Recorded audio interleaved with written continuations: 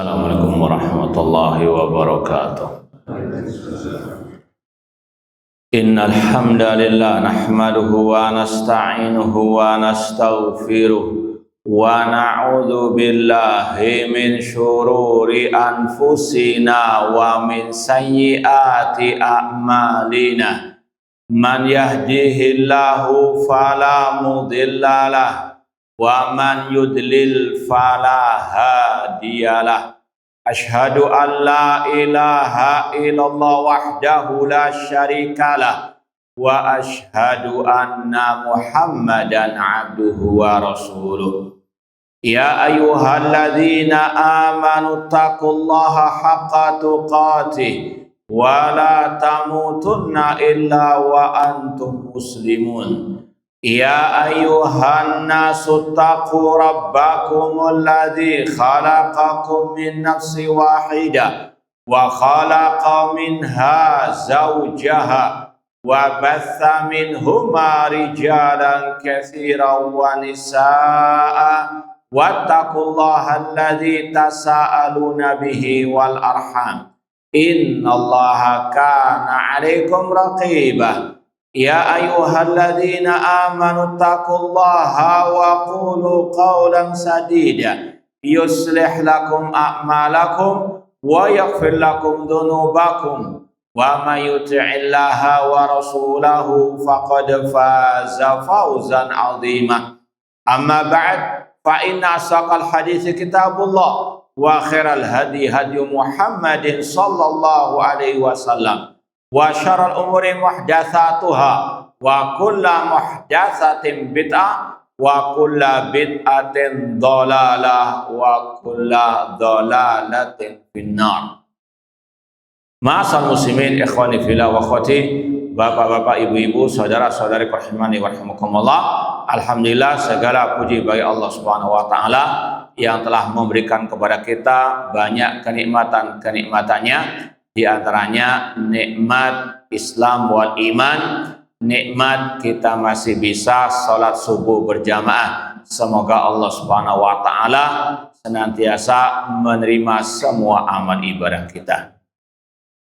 Ma'asal muslimin ikhwani fillah wa akhwati rahimani wa rahimakumullah, sebagaimana yang telah kita ketahui bersama, tidak lama lagi, tinggal beberapa hari lagi kita akan kedatangan tamu yang istimewa, tamu yang senantiasa mendatangkan kebaikan, keberkahan, rahmat dan ampunan dari Allah Subhanahu wa taala.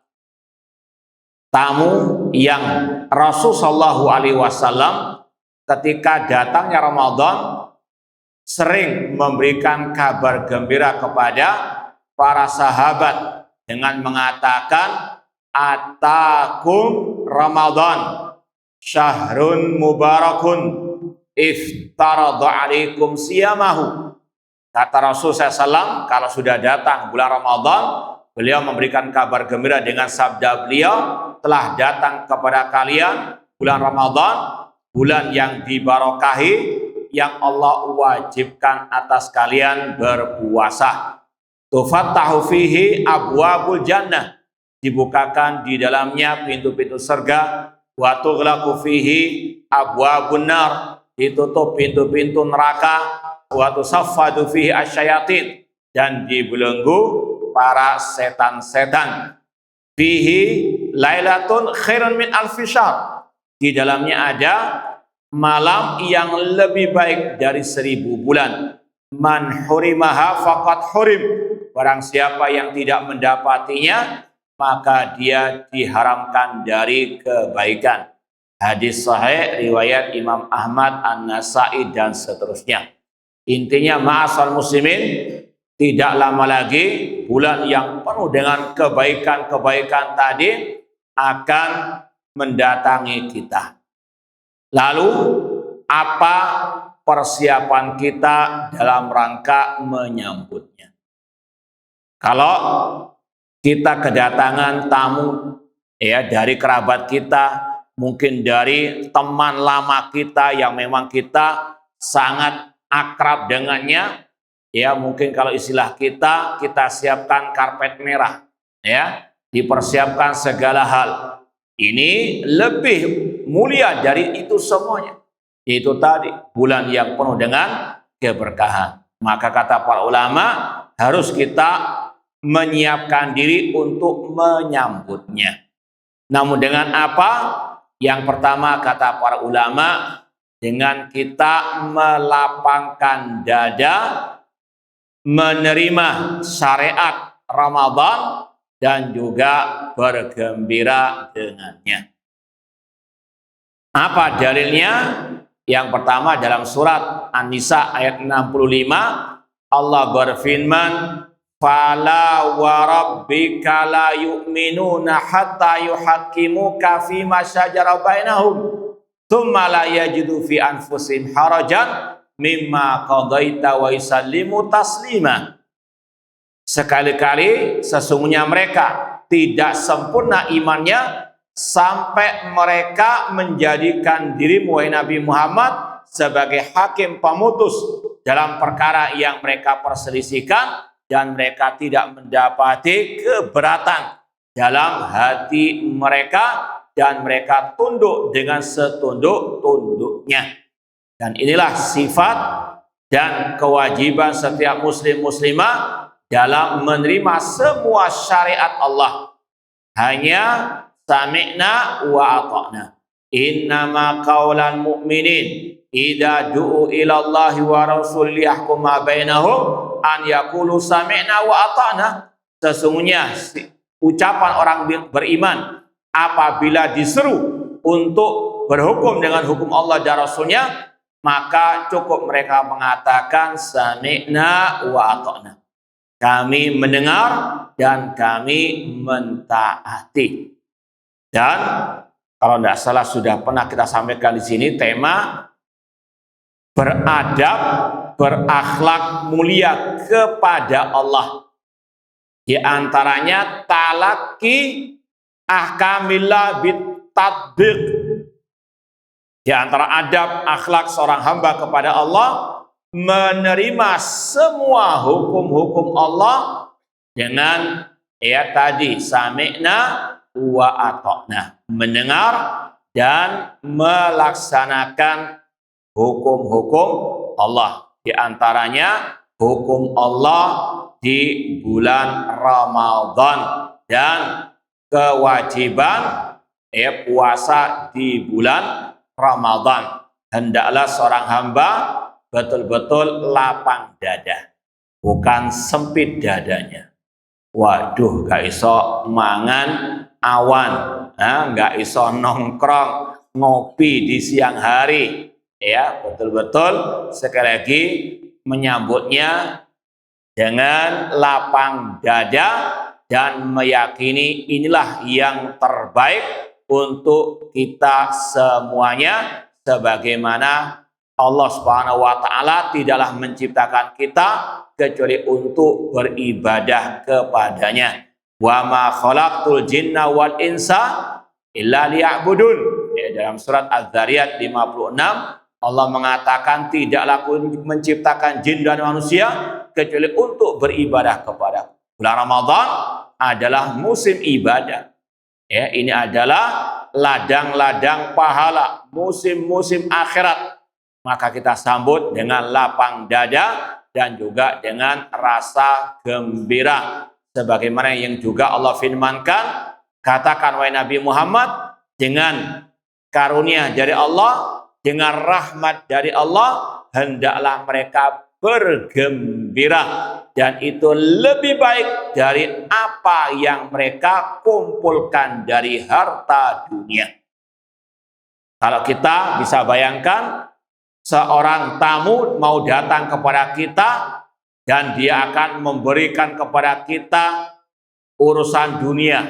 Entah akan datang kepada kita ngasih uang misalnya 1 miliar. Gembira enggak atau kita? Atau sedih malah? Iya, normalnya ya gembira. Mungkin nggak bisa tidur seminggu, sebulan. Ini lebih baik kata Allah dari apa yang mereka kumpulkan.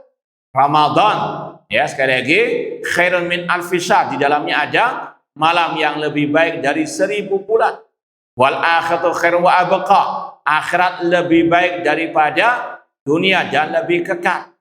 Maka tentunya kita lebih bergembira dengan menyambut ya musim akhirat, ladang pahala ya yang penuh sekali lagi dengan ampunan, barokah dan rahmat dari Allah Subhanahu wa taala.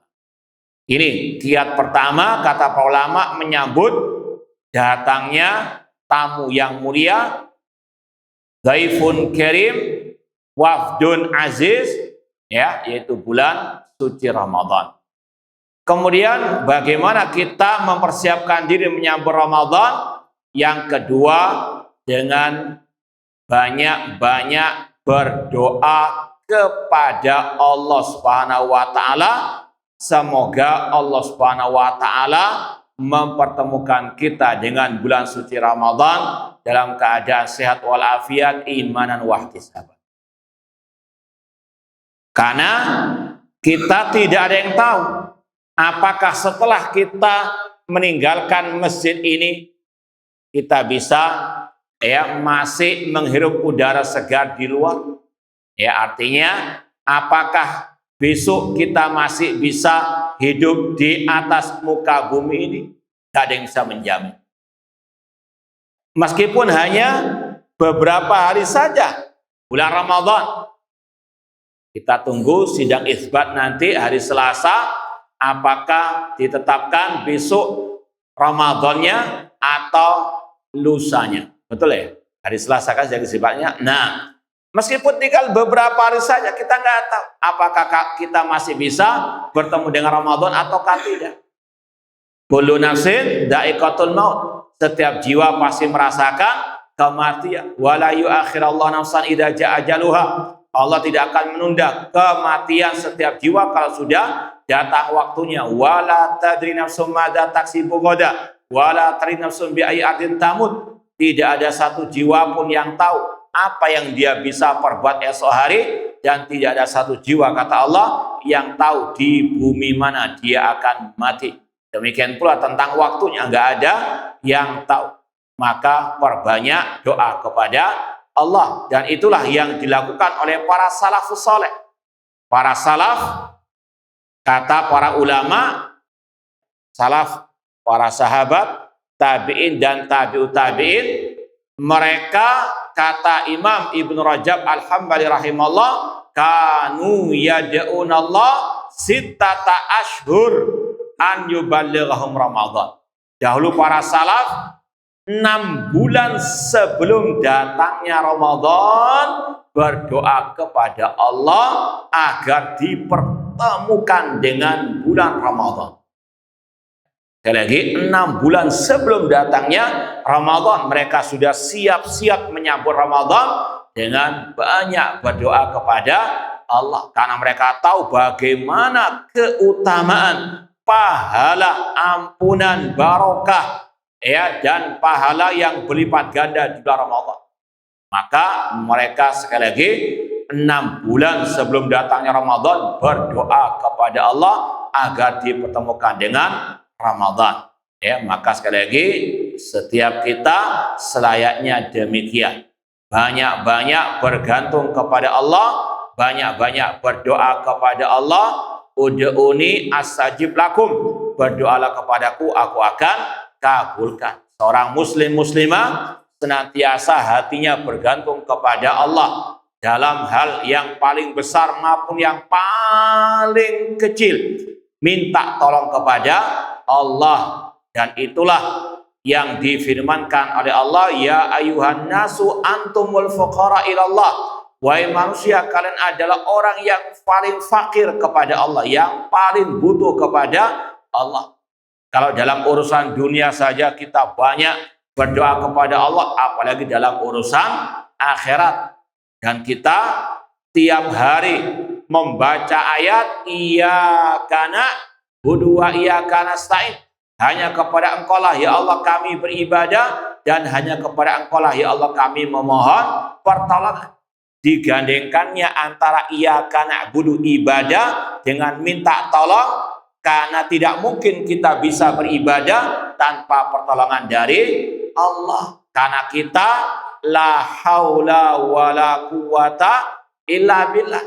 Makanya ketika kita mendengarkan muadzin mengumandangkan hayyalas shalah, kemarilah kita salat, kita menjawab dengan kata-kata apa? La haula wala quwata illa billah. Ini yang harus kita paham. Kita tidak punya daya dan kekuatan kecuali dengan pertolongan Allah. Kita bisa sekarang ini sampai ke masjid ini, menjalankan salat subuh berjamaah, kemudian duduk di majelis ilmu hanya dengan pertolongan dari Allah. Maka setiap langkah kita hendaklah mohon pertolongan kepada Allah. Apalagi mau melaksanakan ibadah yang mulia, ibadah di Ramadan. Minta tolong kepada Allah untuk kita dipertemukan dengannya, untuk kita dimudahkan dalam beribadah di dalamnya, dan agar diterima semua amal ibadah kita. Inilah sekali lagi sifat seorang muslim muslimah, hanya berdoa, bergantung, bertawakal kepada Allah Subhanahu wa ta'ala. Wa tawakkal 'alal hayyil ladzi la yamut. Bertawakallah kepada Allah Zat yang Maha Hidup, yang tidak pernah mati. Dan kita selesai sholat diajari zikir, Allahumma a'inni ala zikrika wa syukrika wa husni ibadatik. Ya Allah, tolonglah aku untuk berzikir, mengingatmu, untuk bersyukur kepadamu, dan untuk beribadah kepadamu dengan sebaik-baiknya.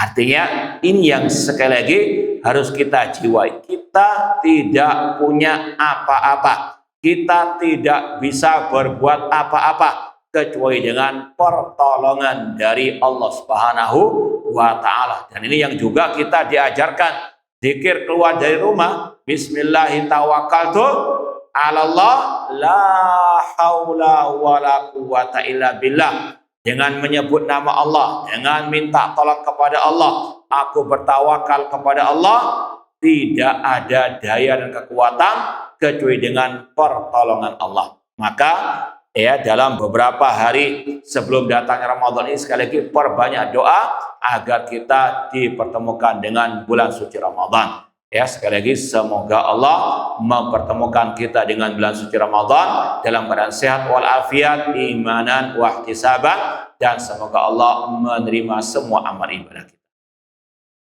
Kemudian yang ketiga, ma'asal muslimin, di antara kiat menyambut bulan suci Ramadan, kata para ulama, dengan kita mempersiapkan hati untuk bertobat kepada Allah dan mensucikan jiwa sebelum datangnya bulan yang suci.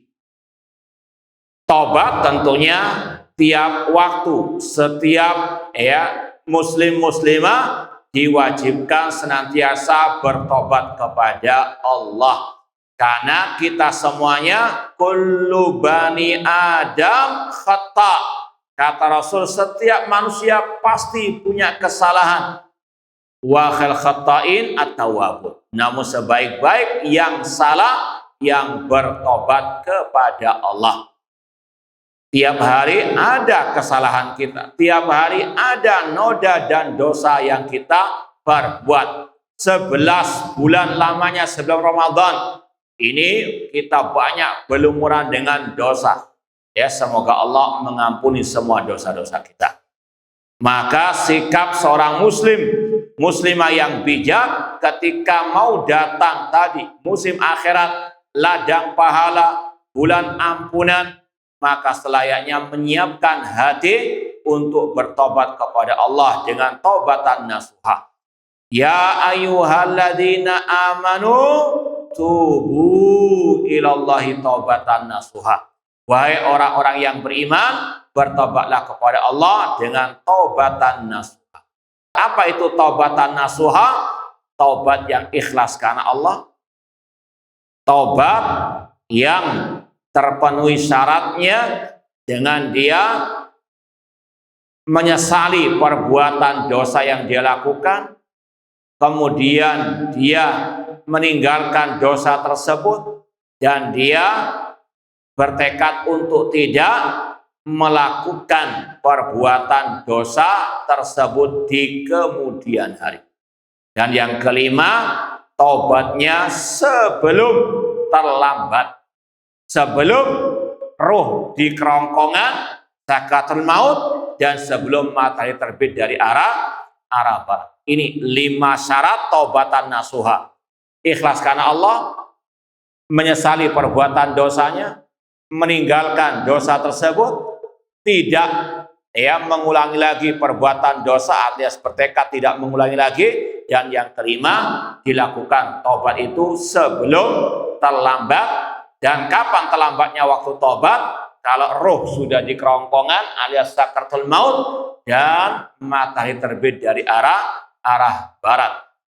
Kata para ulama, kalau bulan Ramadan yang penuh dengan ampunan tidak dijadikan momentum untuk bertobat, kapan lagi? Sekali lagi, ini kesempatan emas. Ini adalah waktu yang barangkali tahun depan kita tidak bisa mendapatinya, maka jadikan bulan Ramadan momentum untuk kita kembali ke jalan Allah, untuk bertobat kepada Allah Subhanahu wa Ta'ala. Apalagi kita ingat Rasulullah SAW bersabda, "Rahima anfu rajulin dakhala alai Ramadan tsumma salakha falam yughfar lahu." Celaka seseorang ketika Ramadan mendatanginya, kemudian Ramadan pergi meninggalkannya, namun dia belum diampuni dosanya oleh Allah Subhanahu wa Ta'ala. Na'udzubillahi min dzalik. Pada Ramadan ini, sekali lagi, bulan ampunan, syahrul ghufran. Rasul mengatakan, "Man shoma ramadhana imanan wa ihtisaban, ghufira lahu ma taqaddama min dzambi." Barang siapa yang puasa di bulan Ramadan dengan didasari oleh iman kepada Allah dan mengharapkan pahala dari Allah, diampuni dosanya yang telah lalu.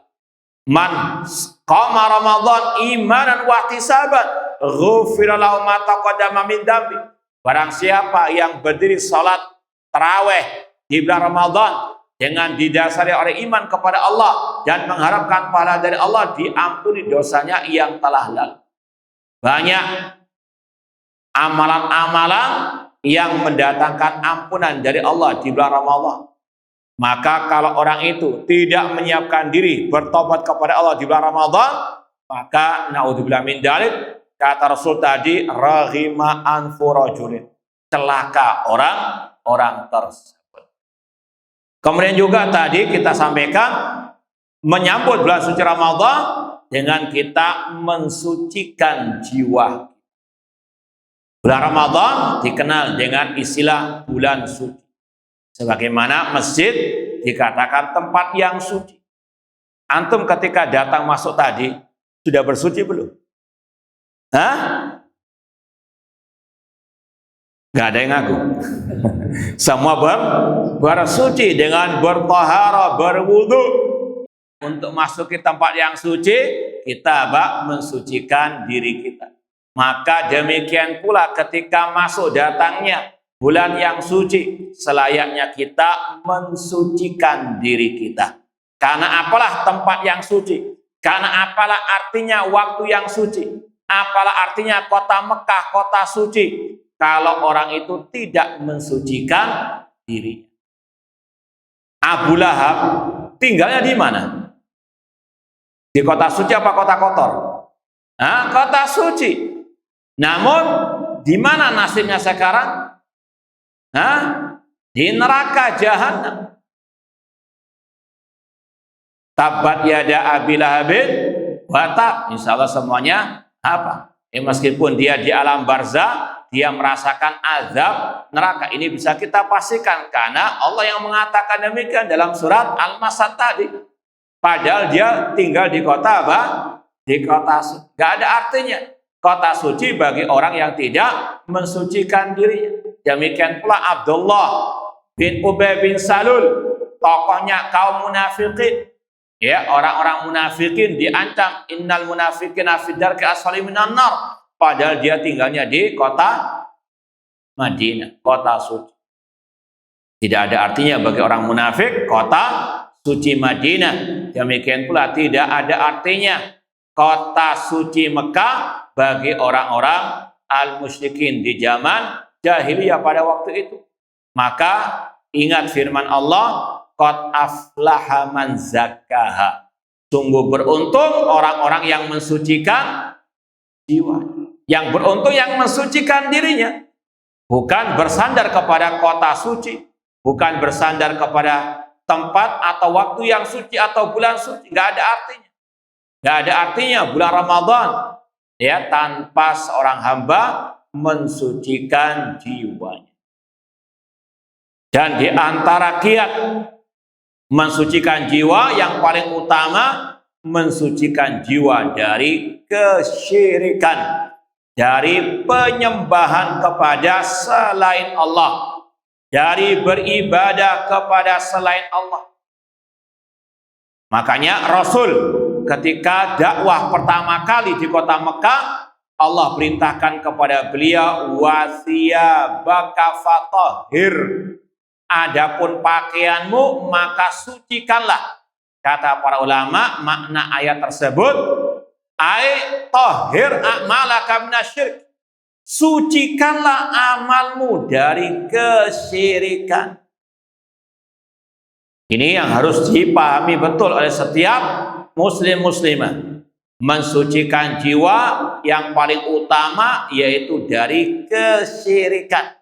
Apalagi kalau kita tadi ingat awal dakwah Rasul, kaum musyrikin jahiliyah mereka banyak memiliki sesembahan-sesembahan selain Allah.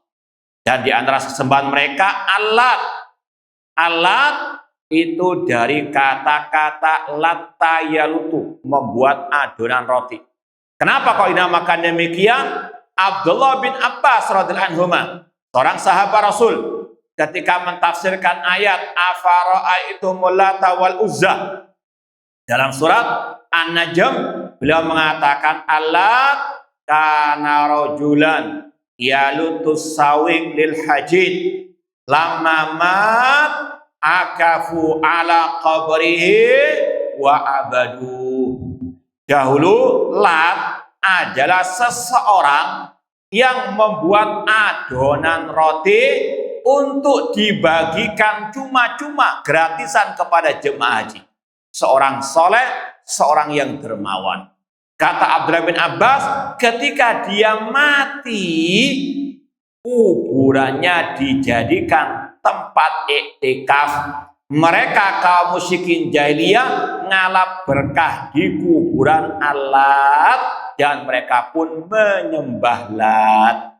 Maka diutuslah Nabi kita Muhammad SAW untuk mensucikan mereka dari penyembahan kepada orang-orang soleh tersebut. Ini yang paling utama dalam tazkiyatun nufus, terutama di bulan suci Ramadan. Maka jangan sampai ketika mau menyambut Ramadan datang ke kuburan keramat minta-minta dipermudahkan urusannya di Ramadan kepada wali yang telah mati. Wali yang telah mati sudah terputus ya dengan orang yang hidup di dunia. Idza mata ibnu Adam inqata'a amal. Ketika anak Adam meninggal terputus semua amalnya. Ya, orang yang mati itu didoakan, bukan kita minta doa kepada yang telah mati. Orang yang telah mati siapapun, ya kalau sudah mati siapapun itu, siapa yang memandikan? Bisa mandi sendiri? Mustahil. Apakah dia bisa pakai kafan sendiri? Mustahil. Apakah dia bisa berangkat ke pemakaman sendiri menguburkan diri sendiri? Enggak mungkin. Hatinya sudah terputus, nggak bisa apa-apa. Maka kalau orang itu berakal sehat, ngapain dia minta-minta kepada yang telah mati? Ngapain dia ngalap barokah ke kuburan? Makanya para sahabat dahulu setelah meninggalnya Rasul nggak ada yang ngalap berkah di kuburan Rasul sallallahu alaihi wasallam, entah sebelum Ramadan, setelah Ramadan, nggak ada. Karena mereka tahu itu didikan Rasul. Maka Rasul berdoa, Allahumma la tajal qabri watanan yu'bad. Rasul SAW berdoa, ya Allah, jangan engkau jadikan kuburanku berhala yang yang disembah. Maka nggak ada para sahabat yang mondar-mandir, apalagi ngusap-ngusap kuburan Nabi, apalagi minta-minta kepada Nabi. Tidak ada. Ya, mereka ziarah kadang-kadang ke kuburan Nabi, bersolawat kepada Nabi SAW, namun tetap mereka berdoa hanya kepada Allah Subhanahu wa Ta'ala. Intinya itu salah satu kiat tazkiyatun nufus, mensucikan jiwa dari kesyirikan kepada Allah. Dan Allah berfirman, wailul lil musyrikin alladzina la yu'tuna zakah. Kecelakaan bagi orang-orang musyrikin, yaitu orang-orang yang tidak yu'tuna zakah. Ini ayat beda dengan ayat wa aqimus shalah wa atuz zakah. Dirikanlah salat, tunaikanlah zakat. Itu zakatul mal di antaranya. Kalau di sini kata ulama tafsir, di antara maknanya alladzina la yutahhiruna anfusahum minasyirik, yaitu orang-orang yang tidak mensucikan jiwanya dari kesyirikan. Masih ada ketergantungan hati kepada selain Allah Subhanahu wa Ta'ala. Na'udzubillahi min dzalik. Ini sekali lagi bulan suci, mari kita mensucikan jiwa kita dari kesyirikan dan dari segala kekotoran-kekotoran jiwa. Dan di antaranya al-hasad wal hiqd, mensucikan jiwa dari hasad, iri dan dengki. Bulan suci kita sambut dengan mensucikan jiwa kita, di antaranya mensucikan jiwa kita dari rasa hasad, iri dan dengki, entah kepada saudara sendiri atau kepada karib kerabat sendiri. Karena Rasul bersabda, wala tahasadu, jangan kalian saling hasad, iri dan dengki. Ini bukan hanya bulan Ramadan, kapanpun, cuma ini momentum yang tepat untuk kita mensucikan jiwa dari hasad, iri dan dengki. Apalah artinya hasad, iri dan dengki, sedangkan semuanya sudah Allah takdirkan. Dan ini insya Allah sudah pernah kita sampaikan di sini, bahwasanya banyak bahaya hasad. Ringkasnya, hasad itu penyakit iblis. Makhluk pertama yang hasad, iri dan dengki itu iblis. Makanya kata Ibnu Qayyim, al-hasid min junudi iblis. Orang yang hasad itu tentaranya iblis. Kenapa? Karena iblislah pertama kali yang hasad, yaitu kepada Adam alaihi assalam. Kemudian hasad ini adalah maksiat pertama di langit dan di bumi. Kalau tadi di langit, yaitu tadi iblis. Yang kedua, hasad ini adalah dosa pertama di bumi, karena ada kisah dua anak Adam, yang satu membunuh saudaranya karena tadi hasad, iri dan dengki.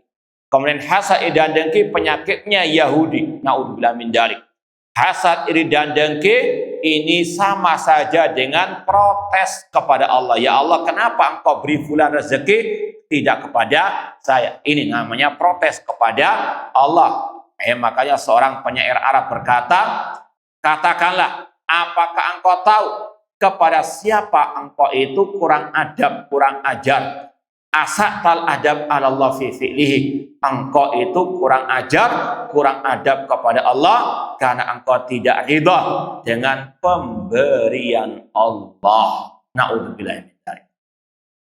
Baik, kemudian yang keempat, ma'asal muslimin, di antara kiat menyambut Ramadan, dan ini yang sangat penting sekali, dengan kita thalabul ilmi. Dengan kita murajaah, mengulang kembali pelajaran tentang Ramadan, tentang puasa Ramadan, bagaimana yang diajarkan oleh Rasul sallallahu alaihi wasallam. Rasul bersabda, talabul ilmi faridatun ala kulli muslimin. Belajar ilmu agama wajib bagi setiap muslim. Kata Imam Ahmad, yang wajib dipelajari, yang memang berkaitan dengan kewajiban-kewajiban yang Allah bebankan atas kita. Misalnya 5 rukun Islam, 2 kalimat syahadat, la ilaha illallah, wajib kita pelajari. Dan alhamdulillah sudah pernah sekilas pernah kita pelajari di sini. Alhamdulillah kita juga pernah menulis kitab atau buku menyelami samudra kalimat tauhid. Dan juga pernah kita bagi sebagainya di sini. Maka wajib belajar apa itu makna 2 kalimat syahadat. Kita wajib sholat tadi. Wa aqimus sholat.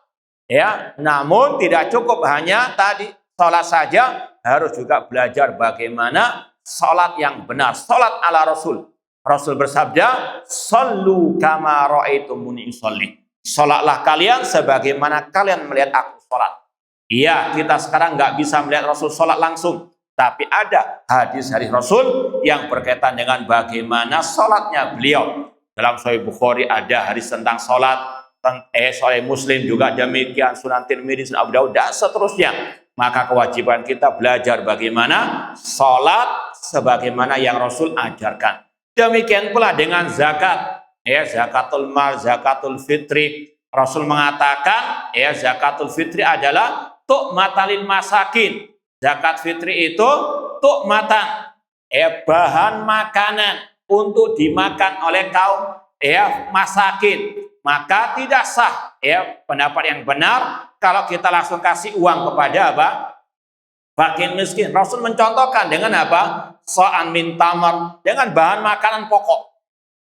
Kata Rasul, tu'matan, untuk apa? Dikeluarkan dalam bentuk bahan makan. Meskipun niat kita baik, ya, tapi niat yang baik nggak cukup, harus dengan cara yang baik, caranya Rasul. Ya, Rasul tidak pernah memberikan zakat fitr lewat, ya, tadi uang cash kepada langsung fakir miskin. Kalau kepada panitia, nanti panitia beli beras, beda lagi. Yang penting sampai ke fakir miskin adalah bentuk. Kalau mau uang, zakatul mal. Ya, kalau Anda sudah terpenuhi syarat mengeluarkan zakatul mal, maka wajib untuk dikeluarkan, itu baru apa? Uang cash istilahnya. Ya, tapi kalau zakatul fitri hanya apa? Bahan makanan pokok. Kemudian juga, ya tadi masalah puasa Ramadan, tidak hanya kita diwajibkan puasa di Ramadan,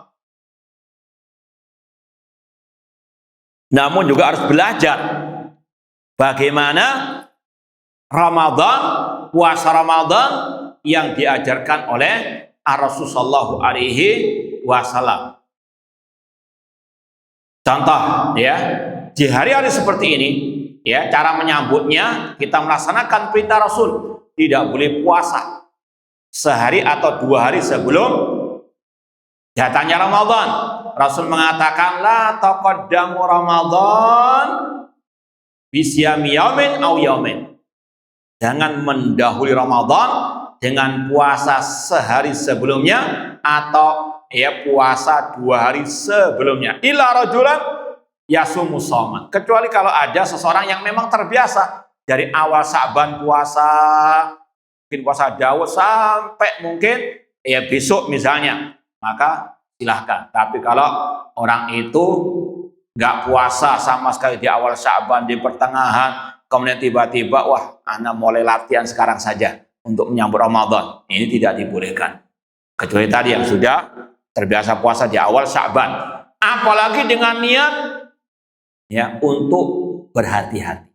Daripada nanti salah, nanti pemerintah menentukan Ramadan, ya, anak start dari awal dulu. Na'udzubillah min dzalik. Rasul melarang, la taqaddam Ramadan bisyami yaumin aw yaumin. Demikian pula Rasul memberikan kepada kita aturan yang terang benderang, ajaran yang jelas. Yang kata Rasul, lailuha kana hariha. Kata Rasul, malamnya seperti siangnya, terang benderang ajaran Rasul. Di antaranya bagaimana cara menentukan awal Ramadan, terang benderang hadisnya. Dalam Sahih Bukhari Muslim, pasti sahih hadisnya, Sahih Bukhari Muslim. Rasul mengatakan, sumu li ru'yatihi wa aftiru li ru'yatihi. Puasalah kalau melihat hilal, dan berbukalah alias beridul fitrilah kalau melihat hilal. Fa in ghumma alaikum fa akmilu iddata Sya'ban 30. Kalau langit tertutup mendung, genapkan bilangan bulan Sya'ban 30 hari. Terang enggak hadisnya? Hah? Terang atau jelas? Hah? Terang dan jelas. Kalau ada yang masih berselisih pendapat tentang masalah ini, Allah sudah mengatakan, fa in tanazatum fi syai'in farudduhu ilallahi wa rasul. Jika kalian berselisih tentang suatu permasalahan agama, kembalikanlah kepada Allah dan Rasul. Kembalikanlah kata ulama kepada Allah, kepada Al-Quran, kepada Rasul, kepada sunnahnya Rasul. Dan ini yang satu-satunya apa? Dijalankan oleh Rasul dan para sahabat. Mereka, Rasul, para sahabat, ketika mau menentukan awal Ramadan hanya dengan metode yang satu, ru'yatul hilal, atau menggenapkan tadi bilangan bulan Sya'ban 30 hari. Dalam Sunan Abi Dawud, Abdullah bin Umar radhiyallahu anhu pernah mengatakan, taro'an nasu al-hilal, manusia mengatakan kami melihat hilal, fa akhbartun Nabi sallallahu alaihi wasallam anni ra'aitu, lalu aku mengabarkan kepada Rasul. Rasul waktu itu sebagai nabi dan sebagai pemimpin kaum muslimin. Abdullah bin Umar lapor kepada Rasul, anni ra'aitu, aku melihat hilal, fasoma, maka Rasul berpuasa Ramadan, wa amran nasa bisyami, dan Rasul pun yang memerintahkan orang lain berpuasa. Artinya berpuasa bersama pemerintah, pemimpin kaum muslimin. Ini yang diajarkan oleh Rasul dan para sahabat Rasul SAW. Gak ada istilahnya swasta yang menentukan sendiri. Gak ada perorangan yang menentukan sendiri. Ya, makanya puasa Ramadan itu diperlukan satu saksi saja, ya, yang tentunya adil. Ya, kemudian tadi yang berhak mengumumkannya pemerintah kaum muslimin. Ya, kalau setiap orang, individu atau kelompok boleh kacau seperti yang kita apa? Ya, nggak tahu hari ini sudah ada yang mengumumkan enggak? Nah, kan biasa. Ya, sebelum pemerintah mengumumkan, dari kelompok ini ada, dengan berbagai macam metode. Ada yang lewat apa? Matahari dilihat, bayangannya kemana? Itu padahal ru'yatul hilal, bukan ru'yatul apa? Asyam. Ada yang lewat apa? Na'udzubillah min dzalik, langsung telepon katanya kepada Allah. Na'udzubillahi min dzalik. Maka seorang yang tahu bagaimana ajaran Rasul, ini yang harus dijalankan, bukan yang lainnya. Namun intinya ilah, pentingnya kita thalabul ilmi, agar ibadah kita betul-betul di atas dasar yang benar, bukan asal-asalan, bukan ikut-ikutan, begitu saja. Demikian pula wajib belajar tentang puasa Ramadan. Apa syaratnya, apa rukunnya, apa kewajibannya. Bisa nyambung nggak ini? Lanjut. Ya, contoh ini sekilas saja, nanti Anda baca lagi sendiri. Ya. Yang pertama, syarat wajib puasa. Ada 5 kata para ulama. Ini secara umum. Yang pertama tentunya Islam, baligh, berakal, kemudian dia sahih, sehat, jasadnya nggak sakit. Ya, makanya kalau sakit, faman kana maridon au ala safarin fa iddatun min ayamin ukhar. Barang siapa yang sakit atau musafir tidak wajib puasa Ramadan, namun mengganti di hari yang lain. Kemudian yang kelima, mukim alias tidak safar. Islam, akal, baligh, sehat, dan dia mukim, bukan apa? Safar. Adapun yang 2 tadi, yang terakhir ini, Allah katakan barang siapa yang sakit atau safar, maka dia tidak wajib puasa apa? Ramadan. Kalau mau diperinci sedikit, orang sakit ada 3 kategori kata para ulama. Sakit yang tidak memadorotkannya kalau puasa. Saya sakit apa kok nggak puasa? Sakit panu, ya. Ini ngeles ini ya. Nggak ada apa. Nggak adakah apa namanya? Nah, hubungannya ya, dia puasa nggak puasa, insya Allah nggak mempengaruhi apa penyakit panunya. Ya, kemudian sakit yang kedua, sakit yang kalau dia memang puasa itu bertambah berat sakitnya, seperti flu yang memang berat ya, itu dibolehkan dia tidak apa berpuasa, cuma mengganti di hari yang lain. Ya, pokoknya kaidahnya sakit yang kalau dia berpuasa tambah apa parah. Nah, kemudian yang ketiga, penyakit yang permanen, penyakit kronis permanen, nggak mungkin ya, sekali lagi ini menurut medis nggak mungkin dia bisa apa sembuh, seperti yang mungkin sudah kena ya apa jantung yang parah lah sudah, atau kena kanker dan seterusnya. ya harus dia melakukan berbagai macam pengobatan dan tidak bisa sembuh secara medis, maka ini boleh tidak berpuasa sama sekali, cukup membayar fidyah. Ya, sebagaimana firman Allah, wa 'alal ladzina yutiquna fidyatun ta'amu miskin. Barang siapa yang intinya tidak sanggup berpuasa, entah karena sakit atau karena lanjut usia, kata para ulama, dia tidak diwajibkan puasa, cukup membayar fidyah. Apa itu fidyah? Kalau mentahannya itu dengan sehari nggak puasa membayar 1 mud beras misalnya. Ya, 1 mud itu 1/4 sok. Kita saat membayar zakat fitri berapa kilo? Secara umumnya kan 2,5 kilo. Itu 4 mud. Berarti kalau seorang nggak puasa 4 hari, itu membayar 2,5. Kalau 1 bulan, hitung sendiri. Sehari nggak puasa, bayar 1 mud beras. 1 mud itu tadi, ya 1/4-nya 2,5 kilo. Itu saya lagi, nanti hitung sendiri. Atau kalau mau lebih simpel, sebagaimana kisah Anas bin Malik, seorang sahabat Rasul, kalau ketika beliau sudah lanjut usia, Anas bin Malik ketika lanjut usia nggak berpuasa sama sekali, beliau mengumpulkan 30 fakir miskin, langsung dikasih makan, ya 1 kali saja. Paham ya? Tadi kalau tidak puasa membayar fidyah, itu caranya, bisa dengan mentahan, bisa dengan matengan. Wallahu a'lam. Demikian pula ya bagi yang tidak diwajibkan puasa, ini menurut pendapat yang rajih, wanita hamil dan yang menyusui. Ya, itu juga sama, ketika dia hamil, dia menyusui, tidak wajib puasa dan cukup membayar fidyah. Ini menurut pendapat yang rajih, khilaf ada. Namun yang rajih wallahu alam, cukup membayar fidyah, sebagaimana ucapan Abdullah bin Abbas ketika melihat perempuan yang sedang hamil atau menyusui, beliau mengatakan, anti minal ladina la yutiquna alaiki al jaza wa laysa alaikil qadha.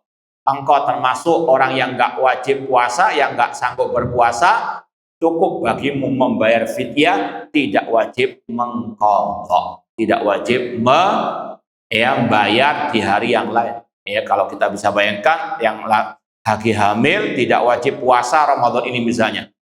Ketika sudah melahirkan bulan Syawal, tahun depan masih ada tugas menyusui, berat kalau dia berpuasa. Makanya ya cukup dia membayar fidyah saja. Baik. Itu 5 syarat wajib puasa Ramadan. Apa tadi yang pertama? Islam, balik. Anak kecil boleh tidak berpuasa? Boleh, dilatih, tapi saya tidak ini juga jangan terlalu berlebihan. Anak masih usia 7 tahun nggak puasa dipukuli, misalnya, naudzubillah min dzalik, jangan. Sekali lagi kalau dilatih, masya Allah bagus sekali. Tapi kalau dia masih belum sanggup, jangan dipaksa karena belum balik. Yang ketiga, berakal, orang gila jangan diwajibkan. Kemudian yang keempat tadi sehat jasmani. Kemudian yang kelima, tidak safar alias mukim. Kemudian rukun puasa kata ulama ada 2, niat berpuasa dalam hati dan menahan diri dari hal-hal yang bisa membatalkan puasa, menahan diri dari makan, minum dan yang semisalnya. Ini juga disampaikan tentang apa yang membatalkan puasa. Ini yang ketiga, apa yang membatalkan puasa. Yang pertama, makan dan minum dengan sengaja. Maka kalau nggak sengaja, dimakzuri, artinya bukan dibolehkan, tapi istilahnya dikasih udzur. Rasul mengatakan, man nasya wa huwa shaimun fa akala wa syariba falyutimma shaumah. Barang siapa yang lupa dalam kondisi dia berpuasa, lalu dia makan dan minum, sempurnakan, lanjutkan puasanya. Fa innam at'ama wa saqah, karena yang beri makan dan minumnya adalah Allah. Lupa bukan pura-pura lupa. Atau khilaf, kata ulama yang Sekali lagi, ini pembahasannya yang membatalkan puasa, makan dan minum dengan sengaja. Alias kalau nggak sengaja, seperti orang tadi kelupaan, atau apalagi mungkin awal-awal Ramadan. Biasanya pagi ngopi misalnya, ya awal-awal Ramadan bangun tidur habis sahur, habis sholat subuh, kemudian apa? Buat kopi diminum. Seandainya lupa, lanjut apa? Lanjut apa? Ngopinya tuh. Lanjut puasanya, bukan ngopinya. Nah, atau khilaf, ya khilaf tidak sengaja. Misalnya orang itu ya habis kerja, pulang jam mungkin 4 sampai di rumah capek, meleset sebentar, ya mungkin dia kos dari luar kota kan, kos di Surabaya, ngontrak sendirian, ya dia tertidur, kemudian lihat, kok sudah gelap. Kemudian dia apa? Kira sudah maghrib, minum. Ternyata lihat jam, masih jam 5, masih belum apa? Ya waktunya maghrib. Lanjut apa enggak ini? Lanjut apa ini? Lanjut puasanya tidak apa? Membatalkan. Karena apa? Rabbana la tu'akhidna in nasina au akhtana. Baik. Yang membatalkan puasa berikutnya adalah muntah dengan sengaja. Muntah dengan sengaja. Kalau nggak sengaja berarti tidak batal. Rasul mengatakan, ini semuanya berdasarkan dalil. Rasul mengatakan, wa man daral qai falaysa al-qadha. Barang siapa yang tidak sengaja muntah, tiba-tiba muntah, tidak wajib mengqadha. Wa man istaqa'a. Barang siapa sengaja memuntahkan diri, maka wajib mengqadha, falyaqdi. Contoh misalnya mungkin dia mau naik bis, kemudian tiba-tiba mual, kemudian dia turun ke toilet misalnya, dimuntahkan, sengaja dia muntahkan. Ini yang membatalkan apa? Puasanya, mengganti di hari yang lain. Adapun tiba-tiba langsung keluar misalnya, tidak membatalkan puasa. Intinya yang membatalkan puasa muntah dengan sengaja. Kemudian yang ketiga, haid dan nifas. Perempuan misalnya keluar darah haid meskipun 1 detik sebelum tenggelam matahari, ya sudah mau berbuka puasa, tiba-tiba keluar darah haid, ya sudah wajib dia batalkan apa?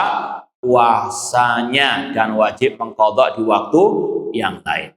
Ya, kemudian yang paling berat yang membatalkan puasa al-jima, ya bersetubuh di siang hari. Ini dalam Sahih Bukhari hadisnya, ya seseorang datang kepada Rasul, mengeluh kepada Rasul, curhat kepada Rasul, ya Rasulullah, aku telah berhubungan, ya istilahnya badan dengan istriku, ya kata Rasulullah SAW, apakah engkau punya budak yang bisa engkau merdekakan? Ini kafarah, membayar apa? Budak, ya. Kemudian yang kedua, kalau nggak bisa berpuasa 2 bulan berturut-turut, sanggup? Maka hati-hati, ya sekali lagi hati-hati. Dan juga jangan, ya kata ulama, nggak boleh direkayasa. Mohon maaf, karena kebelet pergi ke Batu, kemudian apa? Ya nggak puasa, alasan apa? Musafir. Allah Maha tahu tujuannya apa Anda ke Batu untuk itu misalnya. Ya Allah Maha tahu, jangan direkayasa. Kalau emang safar betulan tidak ada masalah, tapi kalau merekayasa untuk ya keperluan yang tadi, maka Allah Maha tahu pasti ada dosa yang ditanggungnya. Kemudian di antara hal yang perlu diperhatikan juga dalam masalah puasa Ramadan, jangan sampai hanya fokus Ramadan puasa tapi lupa dengan rukun Islam yang kedua, yaitu apa? Salat. Nah, salat rukun Islam yang kedua lebih tinggi kedudukannya dibandingkan puasa. Jangan sampai puasanya luar biasa tapi salatnya keteteran. Terutama salat subuh misalnya. Sahurnya jam 1, kemudian habis itu kekenyangan, tidur, bangun jam 7. Salatnya dijamak dengan salat duha. Ini hati-hati. Sekali lagi, puasa wajib, salat 5 waktu juga apa? Wajib, bahkan lebih wajib lagi. Kemudian yang terakhir, sunnah-sunnah puasa, di antaranya makan sahur. Rasul mengatakan, tasaharu fa inna fis sahuri barokah. Makan sahurlah karena dalam makan sahur ada barokah. Dan Rasul mencontohkan antara sahurnya Rasul dengan azan itu bacaan 50 ayat Al-Quran. Artinya tidak terlalu lama, ya, dari sahur dengan waktu ya sholat subuh, istilahnya dengan waktu azan subuh. Ini yang disunahkan, mengakhirkan sahur tapi menyegerakan berbuka. Rasul mengatakan la yazalun nasu bi khidmah ajal fitrah, senantiasa manusia dalam kebaikan selama mereka menyegerakan berbuka puasa. Wallahu ta'ala alam. Ini yang mungkin bisa kita sampaikan, kurang lebihnya mohon maaf. Kalau mungkin ada yang mau ditanyakan, tafadhol. Silakan.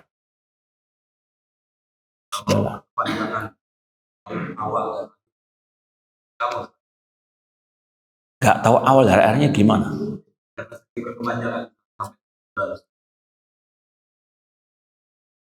Taib. Wallahu alam, yang saya tahu dari fatwa para ulama, dikiaskan dengan kebiasaan dia sebelumnya. Kebiasaan dia sebelum adanya kasus tadi, apakah mulai dari awal haid seperti itu? Biasanya kan enggak. Maka dikiaskan dengan kebiasaan dia sebelum kasus itu. Misalnya dia kebiasaannya itu haidnya cuma mungkin seminggu, ya maka dikiaskan seminggu itu dia apa? Ya tidak berpuasa. Adapun selain itu dia anggap itu darah kotor. Ya mungkin tadi perlu mungkin dikonsultasikan. Ya cuma intinya secara umum ada batasan waktunya. Ya dilihat dari apa tadi kebiasaan dia, atau seandainya pun dia nggak tahu kebiasaannya, ya tanya kepada kerabatnya kebiasaannya berapa hari. Ya maka setelah itu dianggap darah, tetap wajib ya puasa. Nah, wallahu ta'ala alam. Ya. Di Al-Quran itu ayat tentang puasa ada tambahan doa antara subuh khairul lakum in kuntum ta'lamun. Ayat itu sebetulnya menjelaskan ya, Mas, puasa lebih baik puasa. Baik. Wallahu a'lam, dikatakan oleh para ulama tafsir, ayat itu berkaitan dengan awal sejarah syariat puasa. Di awal Islam, puasa tidak diwajibkan. Diberi kelonggaran antara puasa atau membayar fidyah. Namun setelah turun ayat selanjutnya, faman syahida minkum syahra falyasum, barang siapa yang menyaksikan bulan Ramadan dari kalian di tempatnya, maka wajib berpuasa. Maka ada yang namanya nasikh wal mansukh, ayat yang menghapus dan ayat yang dihapus. Itu pendapat yang pertama. Ada pendapat yang kedua mengatakan ayat itu nggak dihapus. Ini ucapan pendapat Abdullah bin Abbas tadi, bahwasanya ayat itu tidak dihapus bagi orang-orang yang tidak mampu tadi berpuasa, diantaranya yang lanjut usia. Kalau dia sanggup lanjut puasa itu baik, tapi kalau nggak sanggup membayar fidyah. Jadi ada dua pendapat tentang ayat itu. Ada yang mengatakan itu ayat sudah dihapus dengan faman syahida minkum ayat selanjutnya. Ada yang mengatakan tidak dihapus, cuma itu diberlakukan bagi orang-orang tertentu saja. Wallahu ta'ala. Ada yang lain? Perak, apa emas saja tadi bertobat dengan perak?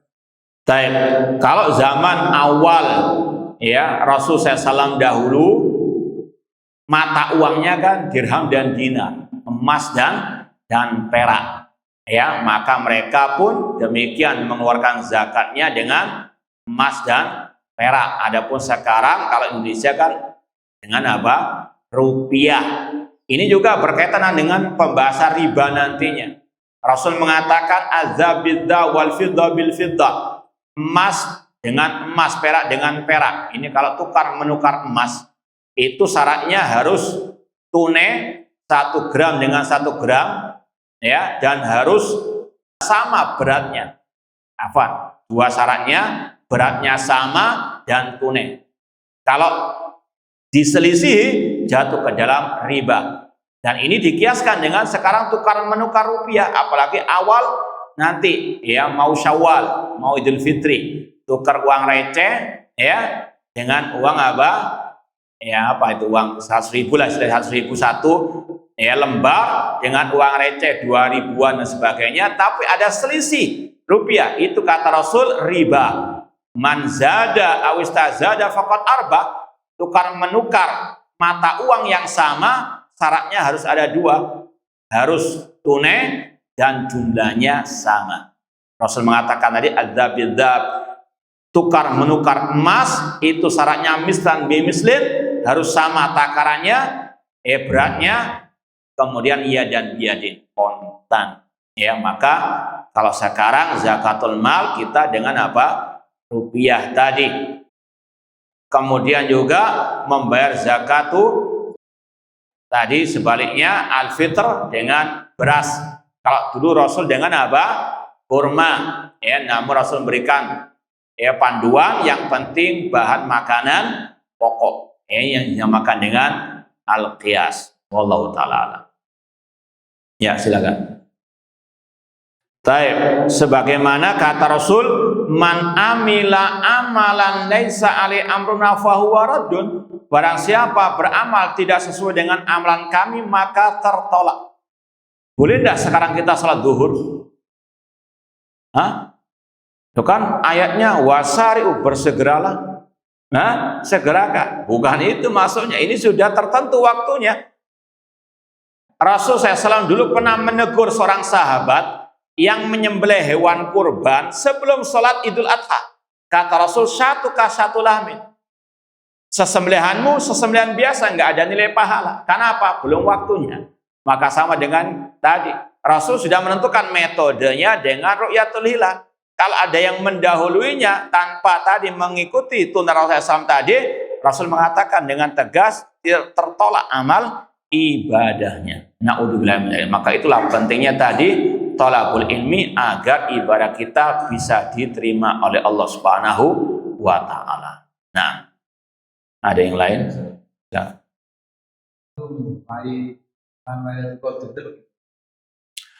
Menentukan Lailatul Qadar yang pertama memastikan itu bisa dikatakan susah, sulit ya, tapi ada indikasinya bagaimana seseorang itu bisa mengetahui dirinya telah menggapai malam Lailatul Qadar sebagaimana kaidah secara umum al-hasanatu tatba'u al-hasanat.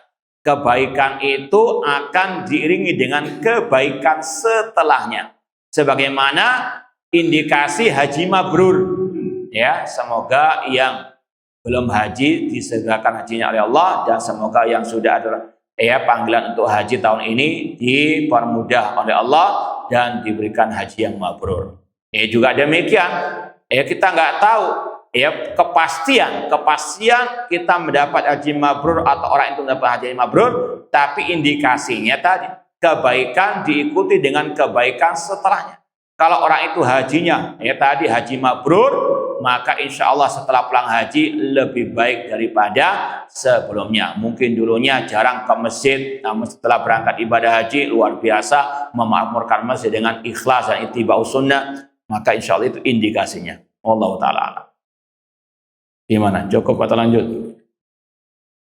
Ya, ini yang mungkin bisa kita sampaikan. Kurang lebihnya mohon maaf, dan sekali lagi semoga Allah Subhanahu wa taala mempertemukan kita dengan bulan suci Ramadan dalam keadaan sehat walafiat, imanan wa ihtisaban, dan semoga Allah mudahkan ibadah kita dan semoga Allah menerima semua amal ibadah kita. Kurang lebihnya mohon maaf. Wa jazakumullahu khairan. Aqulu qouli hadza wa akhiru da'wana anil hamdulillahirabbil alamin. Wassalamualaikum warahmatullahi wabarakatuh.